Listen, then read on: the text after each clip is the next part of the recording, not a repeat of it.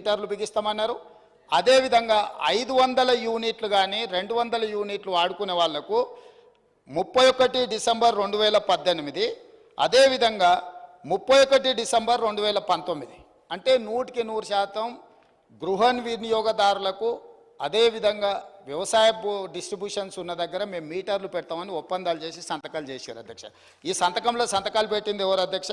ఆ పేర్లు కూడా నేను చెప్తా అధ్యక్ష, ఎందుకంటే ఈ రికార్డులను సవరించాల్సిన బాధ్యత ఈ అంటే అబద్ధాలను ఈ రికార్డులో ఉంటే రేపు భవిష్యత్తులో కొత్తగా వచ్చే ఎమ్మెల్యేలు ఇదంతా నిజం అనుకునే ప్రమాదం ఉంది. ఇందులో సంతకాలు పెట్టిన దాంట్లో అధ్యక్ష తెలంగాణ రాష్ట్ర ప్రభుత్వం తరఫున Ajay Mishra IAS, special chief secretary energy department government of Telangana, discom southern power distribution company of Telangana limited నుంచి శ్రీ జి రఘుమారెడ్డి, అదేవిధంగా అధ్యక్ష వీరు సదరన్ డిస్కామ్ నుంచి, అదేవిధంగా discom northern power distribution company of Telangana limited నుంచి ఏ గోపాలరావు. ఈ అధికారులు కేంద్ర ప్రభుత్వంతో ఒప్పందం చేసి ఈ సంతకాలు పెట్టి అన్ని దగ్గరలో మీటర్లు పెడతామని చెప్పిన మాట వాస్తవం అధ్యక్ష.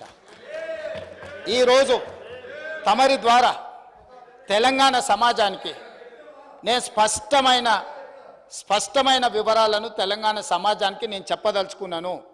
జనవరి 4, 2017 నాడు కేంద్ర ప్రభుత్వంతో నరేంద్ర మోడీ గారితో ఆనాటి తెలంగాణ రాష్ట్ర ముఖ్యమంత్రి కల్వకుంట్ల చంద్రశేఖరరావు గారు మేము డిస్ట్రిబ్యూషన్ ట్రాన్స్ఫార్మర్లకు 100% 6 నెలల లోపల మీటర్లు బిగిస్తామని, అదేవిధంగా ఇండ్ల గృహ వినియోగదారులకు కూడా 2018 డిసెంబర్ లోపల 500 యూనిట్లు వాడే వినియోగదారులకు, అదేవిధంగా 200 యూనిట్లు వాడే వాళ్లకు 31 డిసెంబర్ 2019 లోపల మీటర్లు బిగిస్తామని నరేంద్ర మోడీ గారితో ఒప్పందం చేసుకున్న మాట వాస్తవము. ఈ అధికారిక రికార్డులను తమరి ద్వారా అబద్ధాలు సభను తప్పుదోవ పట్టించిన హరీష్ రావు గారికి నేను ఇస్తున్నా. అదేవిధంగా వారు మాట్లాడిన అబద్ధాలు అన్నిటిని కూడా రికార్డులను తొలగించి ఆ రికార్డులను సవరించాల్సిందిగా తమరికి విజ్ఞప్తి చేస్తున్నాను అధ్యక్ష. తమరి ద్వారా వారికి రికార్డు నేను ఇవ్వదలుచుకున్నా, ఎందుకంటే ఆ కాగితాలు ఎక్కడున్నాయో మాకేం తెలుసు, మీరేంది అని. అందుకే అధ్యక్ష మా వెంకటరెడ్డి గారు ఒక మాట చెప్పారు, వారికి హాఫ్ నాలెడ్జ్ అని. వారికేమో హాఫ్ నాలెడ్జు, పెద్దానికేమో ఫుల్ నాలెడ్జు. ఇక మేము ఏం చేస్తాం అధ్యక్ష? కాబట్టి అందుకే సభలో వాస్తవాలు మాట్లాడితే బాగుంటుంది అధ్యక్ష. అది పంపించండి అధ్యక్ష. సరే, అది నేను చూసి దాని మీద స్పందిస్తా అధ్యక్ష. ప్రజలకైతే తెలుసు కదా అధ్యక్ష, ఈ రాష్ట్రంలో ఏ వ్యవసాయ బావి దగ్గరనైనా ఏ రైతు కన్నా మా ప్రభుత్వం మీటర్ పెట్టిందా అధ్యక్ష? మీటర్లు పెట్టినామా అధ్యక్ష? ఇవాళ ముఖ్యమంత్రి గారు నిజంగా మేము 30,000 కోట్ల అప్పు తెచ్చే అవకాశం ఉన్నా తేలేదు అని నేను చెప్పాను. 30,000 కోట్ల అప్పు మేము తెచ్చామా 0.5 FRBM చెప్పమనండి. We have not taken any single rupee on electricity reforms. ఇదే విషయం నేను చెప్పినా దానికి నేను కట్టుబడి ఉన్నా. ఆ పేపర్ పంపండి, చదివి రేపు నేను సభలో డీటెయిల్గా దానికి సమాధానం చెప్తాను అధ్యక్ష. అధ్యక్ష, ముఖ్యంగా బీసీల విషయంలో ఈ ప్రభుత్వం ఆనాడు కామారెడ్డి డిక్లరేషన్లో 1,00,000 కోట్ల రూపాయలు బీసీలకు ఖర్చు పెట్టాం 5 ఏళ్లలో అని చెప్పారు. అంటే 1,00,000 కోట్లు అంటే సంవత్సరానికి 20,000 కోట్లు బడ్జెట్లో పెట్టాలి. కానీ గౌరవనీయులు ఆర్థిక శాఖ మంత్రి గారు ఈ బడ్జెట్లో కేవలం 9,000 కోట్లు మాత్రమే పెట్టారు. అది ఎట్లా ఖర్చు పెట్టారు, మరి ఆ 1,00,000 కోట్లు ఎట్లా నింపుతారో కూడా వారు చెప్పాలి అధ్యక్ష. అధ్యక్ష, ముఖ్యంగా చేనేత కార్మికులు, నేను పేదల గురించి బీసీల గురించి మాట్లాడుతున్నా, దళితుల గురించి, మైనార్టీల గురించి. అధ్యక్ష, మీరు అధికారంలోకి వచ్చిన తర్వాత చేనేత కార్మికుల నోటికాడ బుక్ ఎత్తగొట్టారు. 14 మంది చేనేత కార్మికులు ఆత్మహత్య చేసుకున్నారు. దయచేసి రివ్యూ చేయండి, చేనేత కార్మికులకు ఆర్డర్లు ఇవ్వండి, వాళ్ళ బకాయిలు ఇవ్వండి, వాళ్ళ ఆత్మహత్యల్ని నివారించాలని మీ ద్వారా ప్రభుత్వాన్ని నేను కోరుతా ఉన్నాను. ఎందుకంటే వాళ్ళు రోడ్లెక్కి ధర్నాలు చేస్తున్నారు, బంద్ కాలిస్తున్నారు. తొందరగా నిర్ణయం తీసుకోండి అధ్యక్ష. అధ్యక్ష, ఎంబీసీ కులాలకు ప్రత్యేక మంత్రిత్వ శాఖ పెట్టామన్నారు, ఆ ఊస రాలేదు.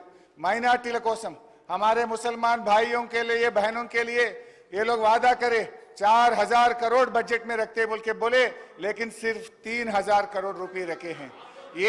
ये सरकार बड़े भाई के रास्ते में छोटे भाई चल रहा साहब। वहां बड़े भाई के पास या कोई एमपी मुसलमान नहीं है, कोई मिनिस्टर मुसलमान नहीं है, या अपने राज्य में भी ये बड़े भाई के गवर्नमेंट में एक मुसलमान के एमएलए नहीं है, एक मुसलमान के एमएलसी नहीं है। ये हुकूमत में कम से कम मुसलमानों को मिनिस्टर भी नहीं दिया है। ये मैं पूछना चाहता हूं, उन लोगों के वोटों से आप हुकूमत बनाना चाहते, लेकिन माइनॉरिटीज को हुकूमत में जगह न क्यों नहीं मिलता बोल के मैं ये सरकार से पूछना चाहता हूं। इमाम मौजम साहब लोगों को 10,000 रुपए देते बोले, अभी तक वो भी अमल नहीं हुआ।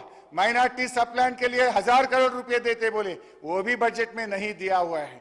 సో మైనార్టీలకు దయచేసి న్యాయం చేయాలని చెప్పి కూడా నేను కోరుతా ఉన్నా అధ్యక్ష. అధ్యక్ష, ఇకపోతే ఈరోజు నేను అన్ని పేజీలు తిప్పేస్తున్నా సార్, మీరు టైం ఇస్తలేరని వదిలేస్తున్నా చాలా విషయాలు. అధ్యక్ష, ఇక నిరుద్యోగుల విషయంలో నేను ఒకటే కోరుతా ఉన్నా అధ్యక్ష. బడ్జెట్లో 2 లక్షల ఉద్యోగాలు కదా, ఇప్పుడు ఏడాదిలోగా 2 లక్షల మందికి ఉద్యోగాలు ఇస్తామన్నారు. దానికి అనుగుణంగా ఏమైనా బడ్జెట్లో నిధులు పెట్టారా అని చూశాను. కానీ కొత్త ఉద్యోగాలకు బడ్జెట్లో ఎటువంటి కేటాయింపులు లేవు. ఉద్యోగులకు పెండింగ్లో ఉన్న 5 డిఏల గురించి కేటాయింపులు లేవు. ఉద్యోగుల కొత్త పిఆర్సీకి అనుగుణంగా కేటాయింపులు లేవు. ఇటు నిరుద్యోగులకు అటు ఉద్యోగులకు అన్యాయం చేస్తూ ఉన్నారు. నేను గౌరవనీయ ముఖ్యమంత్రి గారిని, సభానాయకుడిని కోరుతా ఉన్నా, ఆ రోజు మీరు ఇచ్చిన హామీలే గ్రూప్ 2 గ్రూప్ 3కి పోస్టులు పెంచుతామన్నారు, పెంచండి. మీరు మాట్లాడితే లీగల్ సమస్య వస్తుంది అంటున్నారు. గతంలో ఇదే సభలో వైఎస్ రాజశేఖర రెడ్డి గారి ప్రభుత్వంలో పోస్టులు పెంచారు, సమస్య రాలేదు. విభజించబడ్డ ఆంధ్రప్రదేశ్లో జగన్మోహన్ రెడ్డి గారు గ్రూప్ 2లో పోస్టులు పెంచారు, లీగల్ సమస్య రాలేదు. మీరిచ్చిన హామీ మీరు నిలబెట్టుకోండి. బట్టి గారు ఇక్కడ నిలబడి గ్రూప్ 1కు 1:100కు అవకాశం ఇవ్వాలని గౌరవనీయులు బట్టి గారు ఈ సభలో అడిగారు. కానీ అక్కడ కూర్చోగానే మారిపోయినట్టు కనబడతా ఉంది. దానికి కూడా లీగల్ సమస్య రాదు. గతంలో వైఎస్ రాజశేఖర రెడ్డి గారు 1:100 చేశారు, ఎటువంటి లీగల్ సమస్య లేకుండా ఆ అవకాశం ఇవ్వడం జరిగింది. బేసిజాలకు పోకుండా దయచేసి నిరుద్యోగులకు ఇచ్చిన మాటను నిలుపుకొని అమలు చేయాలని చెప్పి నేను మీ ద్వారా వారిని కోరుతున్నా. నిరుద్యోగులకు 4,000 భృతి పోయినసారి అడిగితే బట్టి గారు ఇదే సభలో మేము అటువంటి హామీ ఇవ్వలేదని అన్నారు. దయచేసి చూసుకొని ఆ నిరుద్యోగులకు భృతి ఎప్పటి నుంచి ఇస్తారో మీరు బడ్జెట్లో కేటాయింపులు లేవు, దాని గురించి కూడా చెప్పాలని కోరుతున్నా. హైదరాబాద్లో అభివృద్ధి జరగలేదన్నారు, చెప్తే దానికి ఒక 10 పేజీలు ఉన్నది, కానీ టైం లేదు. మళ్ళీ నెక్స్ట్ మేము లాస్ట్లో దాంట్లో మాట్లాడతాం. కానీ హైదరాబాద్లో మేము చేసిన అభివృద్ధి వల్లనే హైదరాబాద్ ప్రజలు నిండుగా మమ్మల్ని అన్ని రకాలుగా ఆశీర్వదించిన విషయాన్ని గుర్తుపెట్టుకోండి. అధ్యక్ష, ఎందుకు చంద్రబాబు నాయుడు చెప్పలేదా? మొన్న ముఖ్యమంత్రిగా ప్రమాణ స్వీకారం చేసి ఎన్టీఆర్ ట్రస్ట్ భవన్లో మాట్లాడుతూ నేను అభివృద్ధి చేసిన, నా తర్వాత వచ్చిన కేసీఆర్ గారి ప్రభుత్వం హైదరాబాద్ను బాగా అభివృద్ధి చేసిందని చంద్రబాబు నాయుడు వీరి గురువు అన్నదేమో సహచరుడు, వీరి సహచరుడు కూడా చెప్పింది కదా అధ్యక్ష. అధ్యక్ష, ఇకపోతే 8 నెలల కాంగ్రెస్ పాలన చూసిన తర్వాత ఒకటి అనిపించింది అధ్యక్ష, నమ్మి నానబోస్తే పుచ్చి బుర్రలైనట్లున్నది అధ్యక్ష వీళ్ళ పాలన. కేంద్ర బడ్జెట్లో తెలంగాణకు అన్యాయం జరిగింది. రాష్ట్ర బడ్జెట్లో చూస్తే అభయహస్తం కాస్త శూన్యహస్తంగా మారింది అధ్యక్ష. వాస్తవిక అంచనాలతో రూపొందించిన బడ్జెట్ అని మంత్రి గారు చెప్పినా బడ్జెట్కు వాస్తవికతకు చాలా దూరం ఉంది అధ్యక్ష. ఇది ప్రజల బాగోగులు కేంద్రంగా తయారైన బడ్జెట్ కాదు. రాజకీయం ఎక్కువ, ప్రజల కోణం తక్కువ. 6 గ్యారంటీలకు అనుగుణంగా హామీలు కనబడలేదు అధ్యక్ష. బడ్జెట్ ప్రసంగంలో బట్టిగా చెప్పినట్టు సంపద వల్ల సమర్థత రాదు, కానీ సమర్థత వల్ల సంపద వస్తుంది అనే విషయాన్ని